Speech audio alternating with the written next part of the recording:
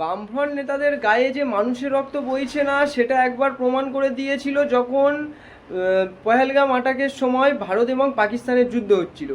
কিন্তু আরও একবার প্রমাণ করে দিল যে ওনাদের গায়ে তো মানুষের রক্ত বইছে না, কিন্তু পশুর রক্তটাও বইছে না। কেন এই কথাটা বললাম শুনুন। বারুইপুরে যখন একটা 11 বছর বয়সী মেয়েকে কিছু মানুষরূপী পশু যখন তাকে নৃশংসভাবে হত্যা করে এবং ধর্ষণ করে, তখন প্রত্যেকটা বাংলার মানুষ চেয়েছিলেন যে যারা যারা এই ধর্ষণের সঙ্গে যুক্ত তাদেরকে এনকাউন্টার করা হোক কিংবা ফাঁসি দেওয়া হোক। এবং আমাদের বিজেপি সরকার সেই তাদের কথাটাই রেখেছিলেন। যা মূল অভিযুক্ত ছিল তাকে এনকাউন্টার করে মারা হয়েছে।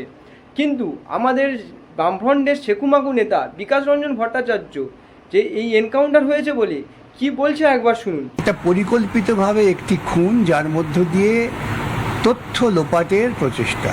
এই ভদ্রলোক বেঁচে থাকলে তিনি হয়তো অনেক গোপন তথ্য প্রকাশ করে দিতে পারতেন। এই যাকে মারা হয়েছে তার ইতিপূর্বে কোনো রকম ক্রিমিনাল হিস্ট্রি আছে বলে জানা যায়নি। উনি বলছেন যে ওই ভদ্রলোকটাকে মারা হয়েছে, মানে ওনার কাছে যারা রেপিস্ট, যারা খুনি, তারা নাকি ভদ্রলোক।